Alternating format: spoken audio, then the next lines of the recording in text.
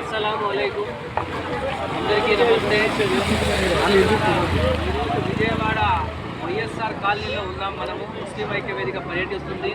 ఇక్కడ జరుగుతున్నటువంటి పరిణామాల్ని కరెక్ట్గా చూసి దాన్ని ఒక కార్యాచరణగా రూపొందించాలని చూస్తున్నాము. అలాగే ఇక్కడున్న స్థానిక ఎంపీటీసీ గారు మనతో ఉన్నారు. అలాగే చూస్తున్నాము, మనము అధికారులతో మాట్లాడుతున్నారు.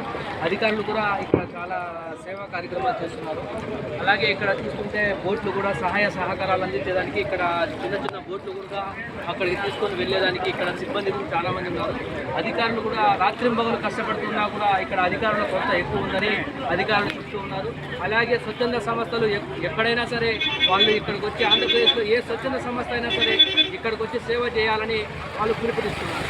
అలాగే ఇప్పుడు ఇక్కడ ఉన్న రాజకీయవేత్త ఎంపీటీసీ గారు మాట్లాడతారు, చూడండి.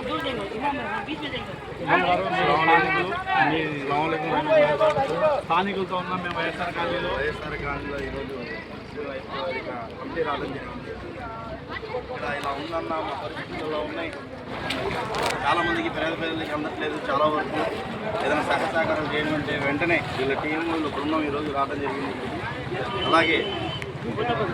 అలాగే కొంతమందికైనా సహాయ సహకారాలు అందించాలనే ఉద్దేశంతో ఈరోజు లోపలికి వెళ్తున్నాం. అన్ని పరిశీలించి కొంతమందికైనా సహాయం ప్రయత్నించి సహాయం చేద్దామనే ఉద్దేశంతో పిలుపుకోవడం జరిగింది.